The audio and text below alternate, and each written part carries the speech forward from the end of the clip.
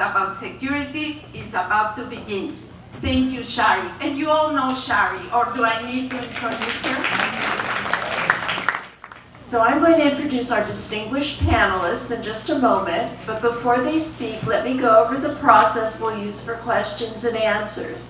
We community bridge builders have prepared a set of questions for our speakers. Once they've finished answering these questions, we'll take questions from the floor.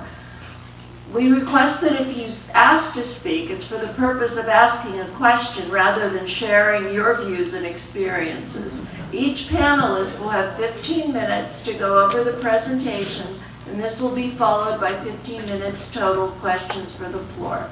Our timekeeper is Hal Horn. He'll be sitting there with his little cards.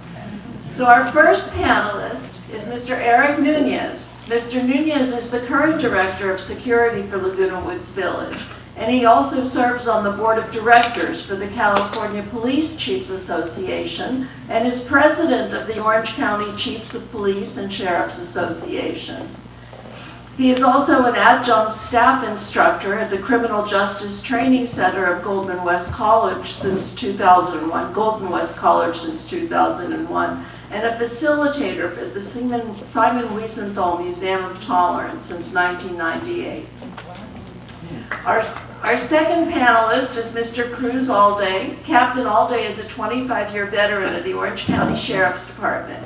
He graduated from the Sheriff's Academy in 1998 and holds a bachelor degree in criminal justice from the California State University at Fullerton.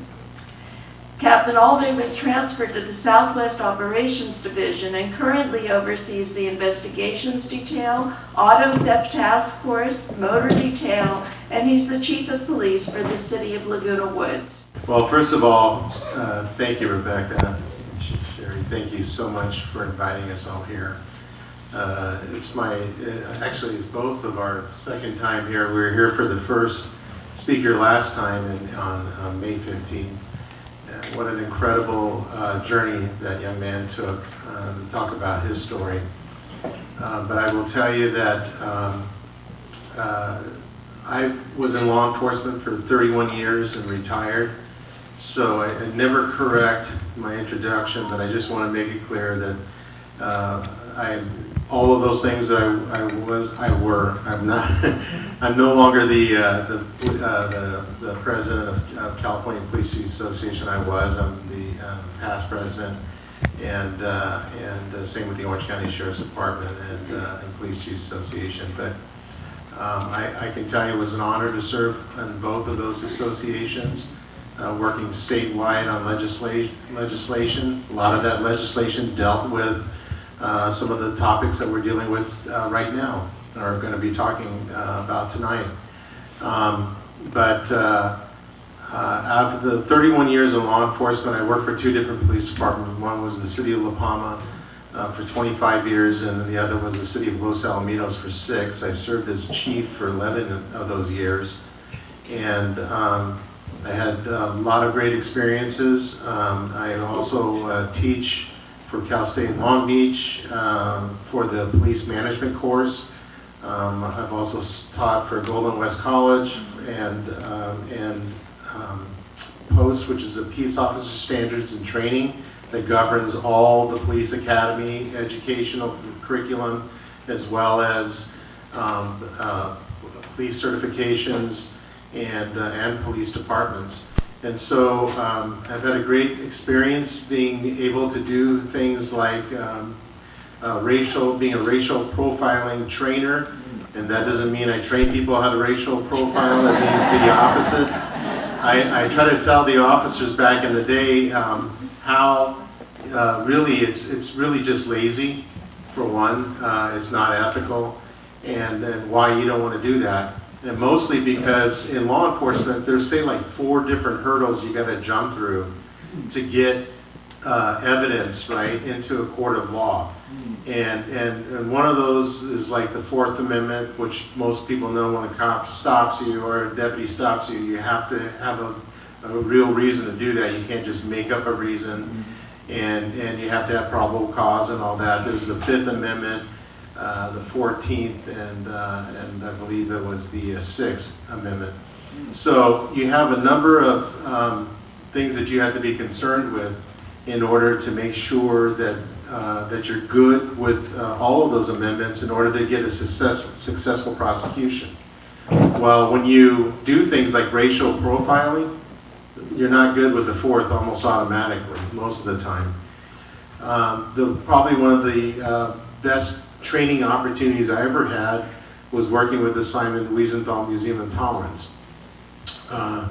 What they had that's where they actually taught the racial profiling course, but because I attended it there, I wound up going through their Tools for Tolerance program, which was something that they offered all of law enforcement. In fact, it became, what was a pilot program, became mandatory training in the police academies throughout the state of California. All the sheriffs and police academies, all of them teach a block of instruction, if you will, on on Tools for Tolerance. And part of the training was to actually take these recruits to the Simon Wiesenthal Museum of Tolerance and walk them through this experience and have them see firsthand what it's like. And they use the Holocaust because it is actually such a great, and I don't mean great in a good way, but a great example of how somebody can take a group of people and vilify them for another group of people, and then make them scapegoats and make them the reason why, or make them believe they're the reason why they have all the woes that they did. And I don't know, and some of you know this history, I know this well from the last meeting I was here. You have the Germans that were, suffering, greatly because of World War I. And you had Dutch marks that were worth less than the entire wheelbarrow full that the wheelbarrow was worth more than the Dutch marks in that wheelbarrow. And so they were looking for how they fell from this greatness to where they were at now and trying to blame somebody, and they found somebody to blame. And, and then you had the dehumanizing, either with cartoons, all kinds of ways, articles and stories. So what happened was we saw that it became easier when people are viewed as less than human, to not only just continue to vilify them, but to actually do the things that were done in Germany at that time. And so it also tells you the power of the pen, the power of words, and it tells you that this is, that this could happen anywhere. When you think about Berlin back in those days, I mean, you talk about a metropolitan, city, big city. These are people with some of the greatest scientists, some of the greatest artists, and yet it happened there. And you have to wonder why, and there's a lot of fear that goes on there. And the one thing that went on too is when people didn't stand up and speak out, and when people stopped building bridges to each other and started building walls. And then you realize that that's how this starts to occur. This whole hate, the idea of hate language, hate speech, and then going from there to physically abusing people, incarcerating people, torturing people. And so, the Museum of Tolerance took this model and they showed it and exposed it for what it was, and showed it to other people to make them realize that this is how easy things can flip in a country. And I remember going through the mock gas chamber, and we're sitting there, and mind you, I was facilitating with in-service, they call it, law enforcement officers. That means these are people that are already police or deputies. They're not people that are just coming into, as recruits, brand new recruits. These are people that are already been cops for a lot of years. And there was one police officer specifically I'll never forget. He sat there, and I know this is going to be hurtful, but I want you to understand that I heard this and how it played out. But he said, as he's walking through the gas chamber and walks out, he said, "I don't understand how these people are like sheep." He goes, how could they believe or be led to their own death, right? And he says, I don't get it. And there's a feeling in me that my emotions almost started to take control, where I was going to, like you used some word there, and call him that word, right? But I didn't, and I said, so I held on to it for a minute. We went up and we had facilitated discussion. And I said, excuse me, but I remember somebody was down there and he mentioned something. Was that you? And I pointed him out and he said, yeah, I just don't get it. And I said, well, what I don't get is we just walked you through what you believe was a simulated gas chamber, knowing that it's a gas chamber, but you believe that it was simulated.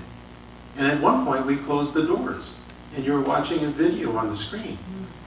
And you were just sitting there like sheep. And you know how easy it would have been to not unlock those doors and drop pellets. And if we dropped those pellets, you would have been gassed. And then you would have died. And yet here you are, a law enforcement officer. You've been around the block a number of times. You know this is a gas chamber, but you believe that it was not a real one, so you walked right in. That's how easy it could be. You know, and I told him, I said, so you think about this, you think about being ripped from your family, ripped from your home, you know, your clothes taken from you, your jewelry, everything, your haircut, and now you're in a situation where people are promising you that you're going to take your first shower in weeks, and then you go into a place like that and it's not what it's supposed to be. And I said, that's what they were facing. Because we're taught to not say things or not express our ideas or what we think to be the truth, so that other people can correct us, you know, and show us what the truth is. You go to these meetings and you're going to hear the truth. You're going to hear people speak that. If you didn't attend something like this and you were a person that only knew a certain thing in life, you might not be exposed to that. And this is how we do it. The bridge building comes with building the bridges of communication, trust, you know, and then sharing some of the shared experiences that we have, but also it's about us being understanding that we don't know every culture. We don't know why people think the way they think, you know. I always felt like I'm never going to have a room full of people agree with me, but what I strive for is clarity. I have to understand why they think the way they think first. It's, you know, that thing where they say it's first to understand than to be understood, you know.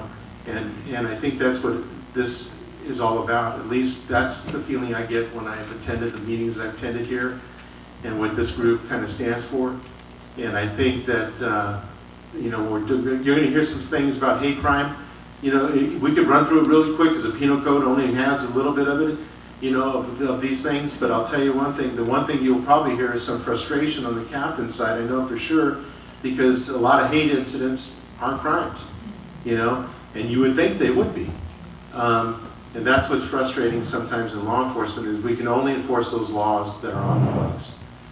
Doesn't mean that we can't make an impact or influence the way people think, you know, just by trying to educate some of those folks and trying to help some of the victims. So I think that I probably have about 1 minute left, and so I'm going to go ahead and end it with there and just say thank you again for having us here. A little bit about myself. I know they've already mentioned a little bit about me, but I want to give you a little perspective about me and the department, and then hopefully we get into how we play, because like Chief Eric Nunez mentioned, it's a tough job that we have at making sure we interpret what is presented in front of us and interpret it in the sense of has there a crime been committed? Can we go ahead and enforce a particular law on the books? And if not, then we deliver those news, but we still take that information and do something with that. Again, my name is Cruz Alde. I'm the captain for the Sheriff's Department, and I've been assigned to the City of Laguna Woods for a year. I came on in June of last year, just shortly after the Geneva Presbyterian shooting. I've worked numerous positions within the department, 6.5 years in the jail, I was transferred to patrol in the city of Aliso Viejo. I did about 7 years there. So I'm familiar with the Laguna Woods community because I was able to respond to several incidents in Laguna Woods back then. And I'm fortunate to be back as a chief.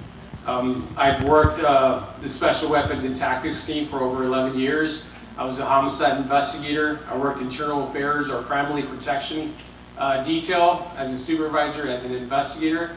A lot of those cases that we handled there were elder abuse, fraud involving elderly individuals. I've also was a department commander overseeing our patrol operations for all 13 cities and our unincorporated areas. And like, again, I served 2 years as a city chief for the city of Stanton. Completely different dynamics come into here than it is to Stanton.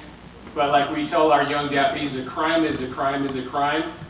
And where there's an opportunity, most likely there'll be a crime. So again, I'm fortunate to come here, fortunate to work with Eric Nunez. It's a unique city where you have your own built-in security per se, gated community. So that tends to isolate you a bit from most of the crime. But again, you're still most likely a victim of a crime. And like I said, we work together to make sure that we prevent whatever it is that's going on in the neighborhood. I'd like to read you the definition of freedom.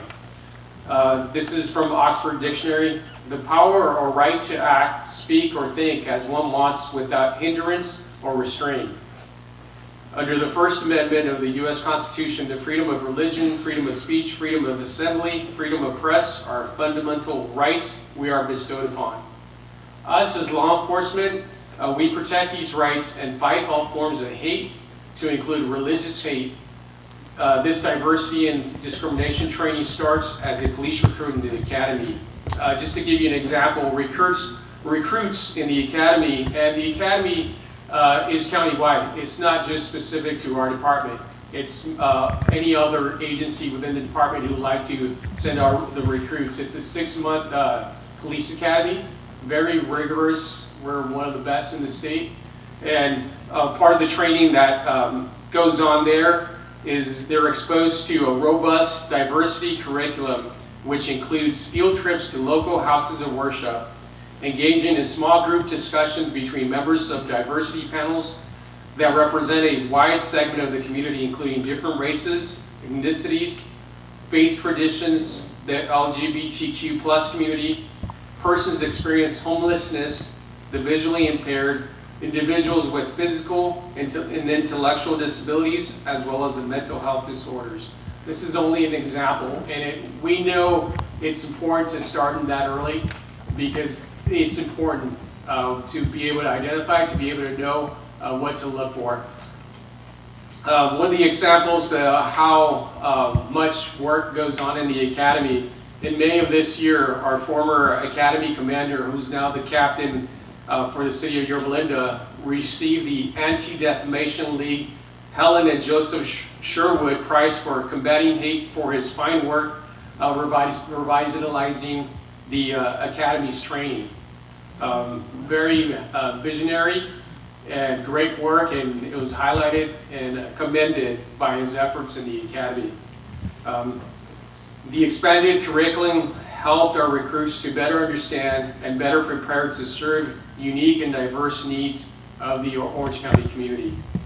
One of the things that we did when I first got here, and this was at the invitation of then Mayor Carol Moore, was we got a chance, myself, along with, if I could take a minute to introduce her, Investigator Dana Cruz, if you could please stand. So, Dana Cruz is your investigator. Any crime that is reported to us will go to her. She is fortunate to have this position. I'm fortunate to have her in that position, and she'll investigate that crime to the best of her abilities, and she'll then file it with the DA's office for prosecution. Sitting next to her is Theo Wilder, if you could please stand as well. Tino is my administrative sergeant. Anything, any concern that you may have, any phone call that comes to my desk, he's going to know about it and he's going to do something about it. And trust me when I say he will do something about it. He will reach out to you, he will make contact with you, and he'll follow through and make sure that your concern is heard and handled. So feel free to give him a call. But again, in August of the 30th of last year, myself along with Mayor Carol Moore and Investigator Dana were able to attend a one-day summit at UCI. It was the Anti-Semitism and Hate, Driving Out Darkness. Again, any training that we get is beneficial, it's useful, and any engagement that we get, we're absolutely going to take part. It's a partnership between us and the community, and we'll take pleasure. Perfect example today. This partnership is huge, and it's great, and it's welcome. Again, Investigator Dana Point investigates all the cases that are generated here, and she works with the Orange County Intelligence Assessment Center to share information and gain any intelligence related to her cases.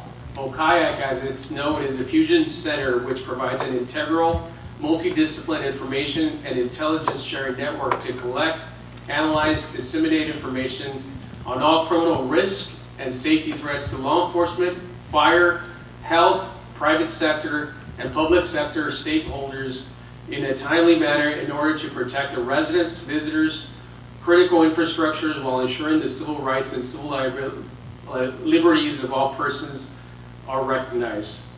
Currently, through the localized version of the national, if you see something, say something, the anti-terrorism public awareness campaign, any one of you can make a report with SafeOC, which is basically safeoc.com, and you can make a report and it'll go directly to them, this fusion center, and they'll go ahead and analyze it, and if they need to follow up with you, they'll follow up and get additional information, and eventually they'll take this information and share it with us, and collectively we'll disseminate that information and make sense of that.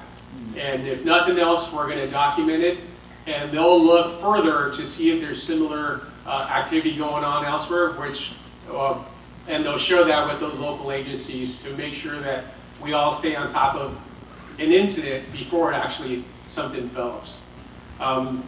Again, together we can work together to fight back against these local threats of public safety. But again, fighting hate crimes and all forms of hate cannot be done alone. Through mutual trust and respect, we build cooperation and positive interaction and establish strong community partnerships. And this is a perfect example. I wish I could take this, what we're doing here, and share with you all the 13 contract cities that we're doing. Because we need you in order for us to be able to build these type of bonds and help us. We say that you guys are our eyes and ears. When we say report any suspicious activity, any suspicious persons, well, you know your community and you know what's normal. And we ask that you look around every time you're driving to and from your community, and then you'll start noticing things that you feel is not normal. And that's what we call suspicious activity. That's when we ask for you to call us.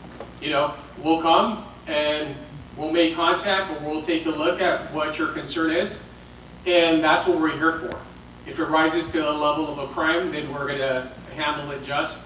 If it doesn't, then we'll document. And if we see similar incidents, then we know that we have something going on here. But we ask that you be those eyes and ears. We ask that you see what's normal and what's not normal, and give us a call. Our very own Sheriff Don Barnes in 2015 established an Interfaith Advisory Council.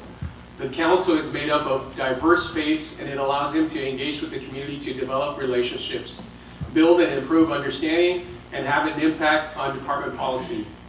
Through the partnership, they've held solidarity marches, bringing together members of faith organizations and numerous Orange County law enforcement agencies, marching through different communities.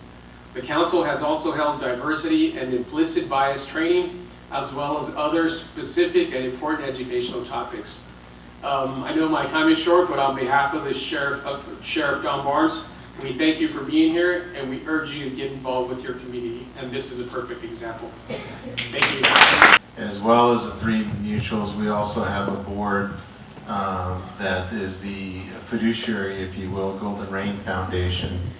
And then we have a 4th board that's called Village Management Services, which is primarily focused on the employees that work for Village Management Services. If you didn't know, there are about 750 employees that work here that provide all the services that hopefully you enjoy. But what the role is they establish all the, you're probably familiar with the HOA rules, and those rules are meant to provide a standard of behavior and conduct amongst each other. And Village Management Services also provides training for our employees to know how to behave in certain situations, and they created things like, actually they created the security department. Just so you know, my branch is called the Security Services, and because of that, I have an umbrella, if you will, over not just the security officers, but the compliance component. Those are the people that do the actual investigations to make sure people are complying and getting along well with each other, besides all the other structural things that have to occur. But the 3rd component, or the 3rd leg of it, is social services. So I'm the director overseeing social services. So what they have created, in their wisdom, is a situation where any kind of violation of the rules, whether it be a nuisance, clutter, all that, and which would include a hate crime. And I'll tell you one thing. 3rd Mutual. Anybody here from 3rd? Let me see a show of hands. Okay, great showing. And I'll tell you that 3rd Mutual actually created a policy on hate crimes. But they call it hate. We don't investigate crimes. That's my buddy over here, Captain Allday's job. But what we do is they created a policy for 3rd Mutual, saying that they essentially have a 0 tolerance for it and how to report it, and what we'll do. And it's the promise that we will follow through and take care of the people that live here and make sure that other people aren't being abused or victimized as a result of hate incidents that sometimes will lead into hate crimes. And what we're taught there is to make sure that we, once we get into a certain depth of it and realize that this is probably beyond just a hate incident, we always notify the Sheriff's Department so that they can help us and take over from there and handle what they're responsible for, and that's investigating the hate crimes, and our detective over here will help do that for us. So I think, the role of those is to make sure that, 1 is that they establish policy, 2 that policy is enforced, and 3 that the people that need being taken care of emotionally, psychologically, that they have those resources available to them, because they're either victims of crimes, or as Michael had said, we've been really instrumental in helping people that are, I know some of you know the person walking around with the swastika and the band and the boots and all that stuff. Well, social services was just trying to get involved in that, to realize that there's something not right with that person and figure out what went wrong, and to help them, try to find some resolution so that they're not behaving in that manner. And so you have 3 legs of this thing that they've created, and this is what we focus on. This is why I think our governing docs that have been created by our governing boards are so well thought out, and kind of like how our Constitution of the United States is, right? And it's supposed to provide protections for all. Thank you. Okay, Captain Allday. While hate incidents are considered legal, is there a legal process to curtail the perpetrator's actions? I think I mentioned it in my opening where I mentioned that a lot of the speech is protected under the First Amendment. So what people say, it's protected, and at the end of the day, it's our job to make sure if it fits into a crime, does it meet the criteria as far as a criminal element. A couple things though, you may say something, but if it rises to, if you say something in public and if it rises to maybe offensive and maybe provokes an individual immediate action of violence based on what you say, that is constitute a crime, and that's when we respond, we make an assessment and we see it as to what took place, we'll talk to the parties, and it may rise to that, and we may act based on that alone, so we need to figure out what took place. That's just an example. But again, a lot of this is hindered because of what they do and what they say is protected under the First Amendment. So it's a challenging for our deputies out in the field to determine what took place and how it applies it and if it meets the elements for a crime. Thank you. Do I need to be the victim or an eyewitness to report an incident? Again, we ask that you report anything that you see fit, anything that's suspicious in nature. That's what we're here for. We're never going to dissuade anybody from reporting something. We actually encourage you to report something. Again, we don't know what we have until we come and take a look at what we have, and then share that information with our federal partners, because what we think might be a nothing here with us may rise to something greater, which they would be able to ascertain that information and share with the other local agencies and act on it.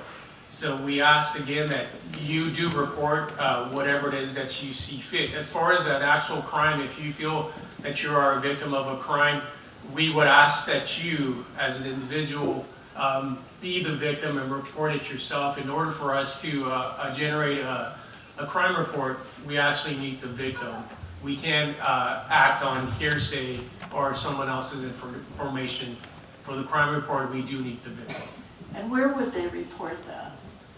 They could call us. Call our non-emergency number, 949-770-6011.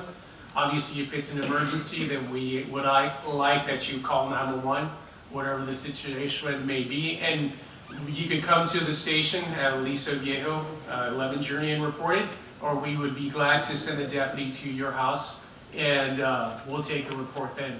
Repeat that number, please. The non-emergency number Yes. is 949-770-6011.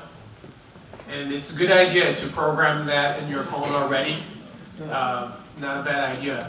But we work hand in hand with Laguna Woods Security, and a lot of times they too act as our eyes and ears because they are patrolling constantly. They know the community better than we do.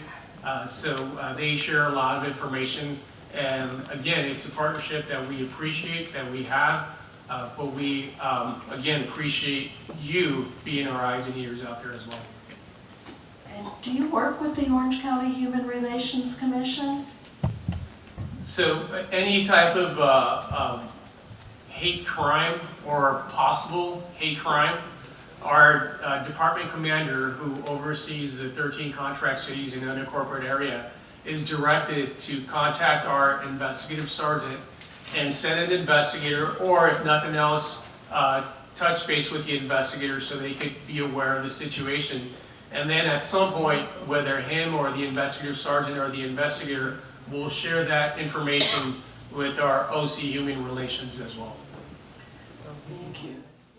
So what can we do neighbor to neighbor? Like someone had their flag stolen, someone gets spit on going to a laundry room. What can be done? What should we do if these things happen to us? Yeah, you need to report it immediately to our security department, and then what would happen is we would take a report. That report, after it's been approved, would then go to, well, it goes two places. One, it goes to compliance, because it would probably fall under the nuisance section, and then compliance would get it and then do their follow-up investigation, send a letter out there, because for us, we strive to gain compliance and understanding of the situation, and before we start to fine or discipline somebody for an incident. And if we can gain compliance, that goes, and I think this is kind of like what you were talking about, preventative. Gaining compliance is much more important than just doling out a fine to somebody and then hoping that the sting is so much so that they won't ever do it again. We want them to stop on their own accord and take account for what they did. They may not even know what they did is necessarily wrong or inappropriate. And that happens once in a while. I mean, you spit on somebody, you know that's not appropriate, but saying some things, saying hurtful things sometimes, they say because they're angry, they're upset, they've had a bad day, and then something happens and they take it out on this person.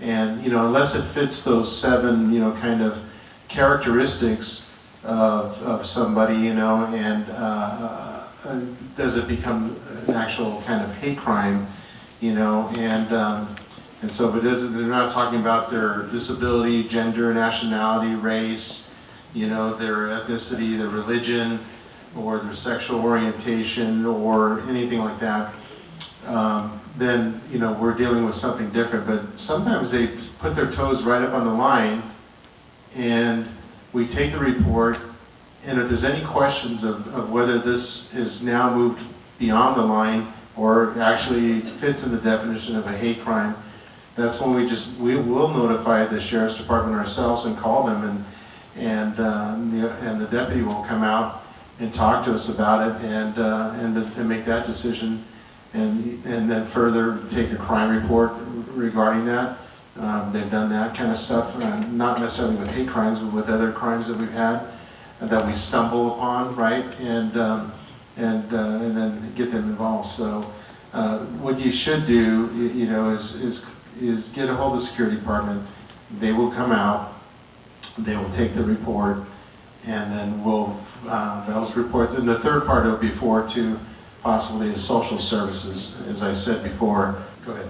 Area code 949-580-1400. Yes, he had a neighbor-to-neighbor incident. Somebody spat on somebody, and it goes on and on and on and on, and he's reported it through security, but it only goes to the boards. What do you do? How do you work with people that continually do this? And yes, words are not a crime, and spitting may not be a crime, but these really affect your life. They do. They make you depressed. You don't want to go out. You don't want to socialize with people because these things can happen. What can we do? Well, I would just real quickly, just so all of you know, that when we send things to compliance, and what they do is they do a follow-up investigation. They determine whether this is this situation, depends on if it's egregious enough, they just handle what they call disciplinary hearing is set up for the mutual board that this thing occurred in.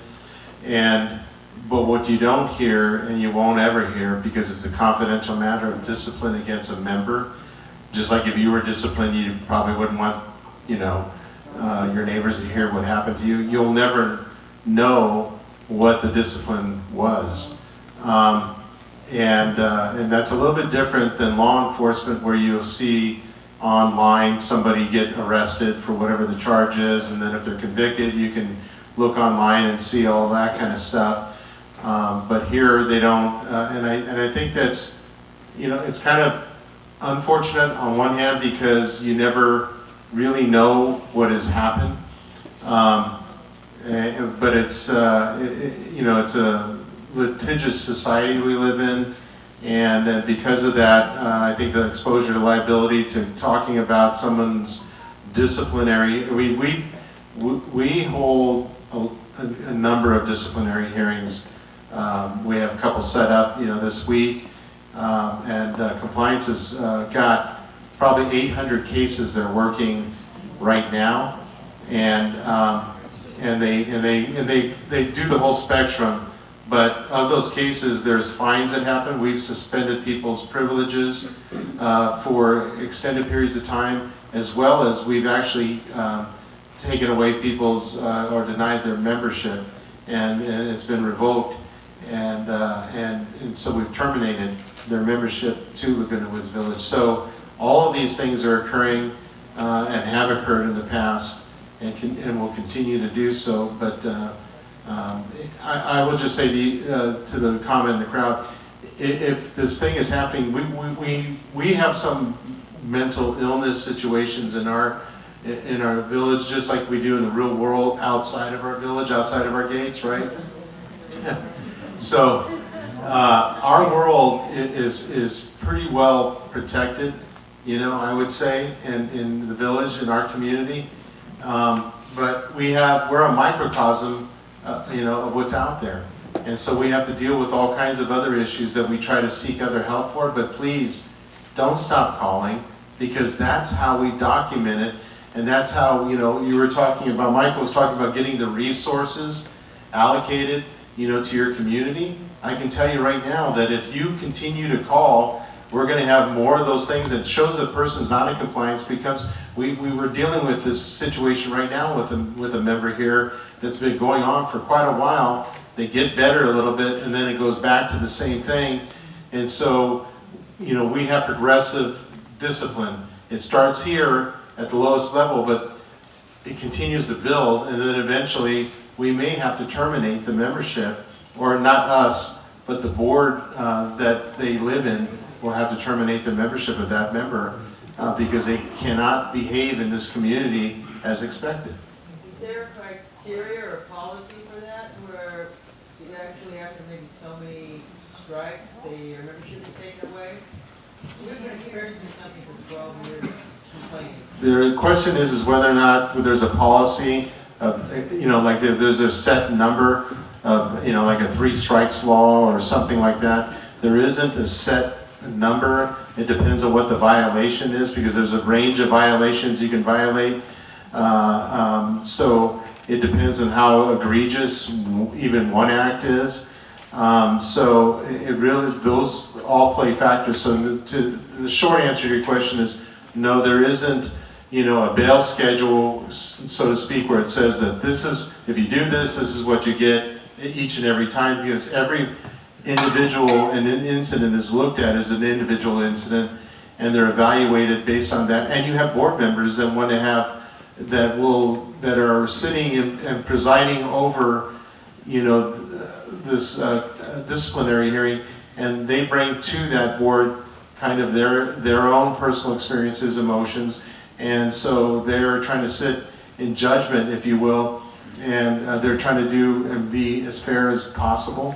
And so, and we're only, they can only act on the incidents that are before them. Some of those things, they'll know that there's a history, but we don't actually go into a big history. We're looking at what's relevant right now, so that they're not being prosecuted, if you will, I'm using that word, but prosecuted, over and over for the same event because it happened maybe 5, 6, 10 years ago.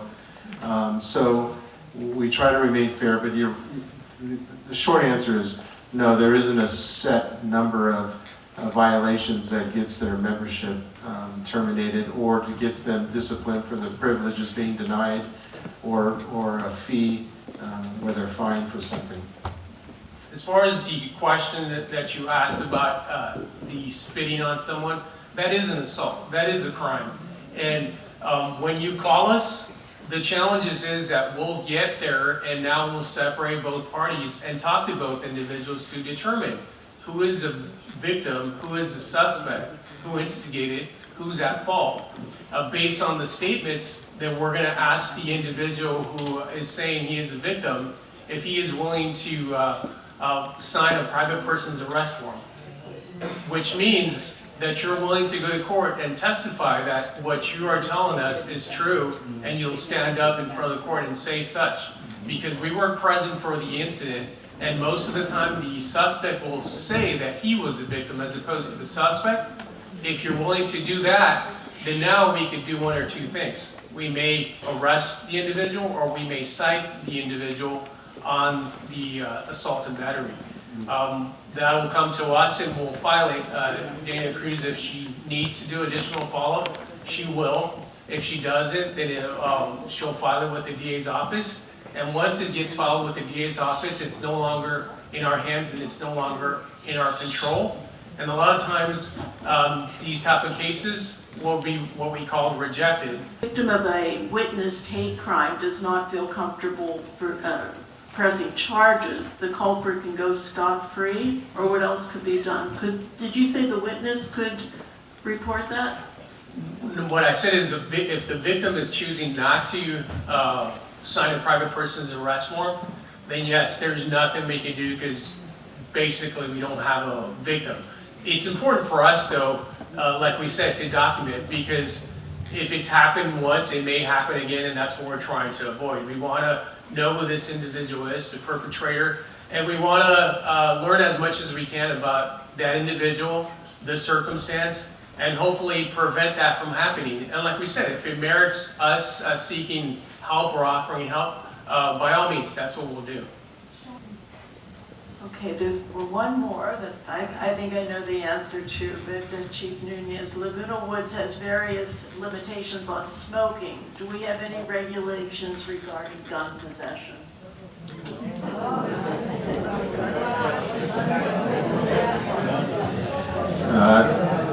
We don't conduct like a criminal background on the folks that live here. Unless there's a reason why, you may actually feel like maybe somebody that you've seen with a gun is possessing a gun illegally and has done something provocatively with that gun, that you would want to report that to us. We've actually have leaned on the Sheriff's Department because of an incident, and we found that the person that had the firearm was acting in a lawful way, was going to the range and back with a firearm, and had a firearm that was registered to them, and didn't have any kind of exception to the law to prevent him from actually having that firearm, like he was deemed mentally ill or a criminal, a felon. We would, and I know that there was probably a number of people probably in the room that have firearms, and I would have no idea that you had a firearm in your house, in your manners. We can't, we don't assume that somebody is, has an illegal firearm or is unlawfully in possession of a firearm. That's not the role, and it's probably not the role of the Sheriff's Department either, and I'm not trying to speak for Captain all day. Like I said, it's kind of like I said about racial profiling. You can't do it based on race, you have to do it based on conduct and behavior, and look at what they're doing that makes you suspicious of their behavior, that gives you that probable cause, that reasonable suspicion first, then probable cause to go out and further investigate this person.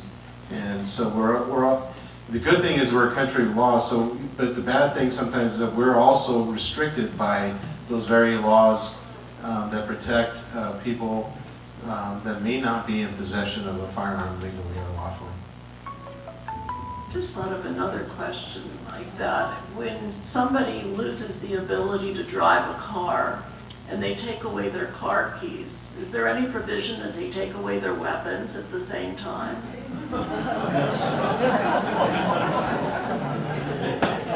Both of those are two different situations, but one of the things that we do have is through the gun violence restraining order, you as a family member, if you identify that maybe there's something going on and the individual shouldn't have possession of a weapon, you may choose to file this gun violence restraining order, and if approved, they'll go ahead and take possession of those firearms from the individual. The other thing that you could do as well is you could call us and we could take those weapons for safekeeping and hold them as safekeeping until indefinite, until you see fit, or with the agreements of the gun owner, we could also take them for destruction if that's the route that you want to go. When in doubt, give us a call. I have a question. I don't live in Laguna Woods, but I live in Orange County. And you mentioned something about website safeoc.com. So if someone wants to stay anonymous and file a complaint or report an incident, can they do it through that website? Yes, it does offer you to be anonymous. Of course, we like to do a follow-up just to make sure that we gather as much information, but you can, it's an option. Another option is Crime Stoppers as well. Crime Stoppers, you definitely could be anonymous there and they won't follow up. It's up to you. Okay, thank you. One more question. Safe Orange County raises a question in my mind.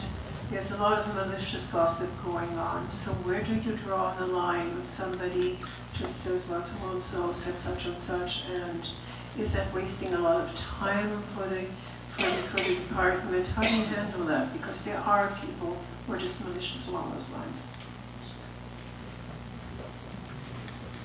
Again, if it rises to a level of suspicion and it's something that you feel that it's important to address and bring up to us, by all means, like I said, we're never going to dissuade you from reporting something. And we always say better to be safe than sorry, right? So by all means, if you're concerned and you feel it's something that we should know, by all means, report it. And like we said, those are a couple of examples of how you may report it. Crime Stoppers would be for one. Safe OC would be another, or call us and we'll go ahead and take that report as well. Thank you.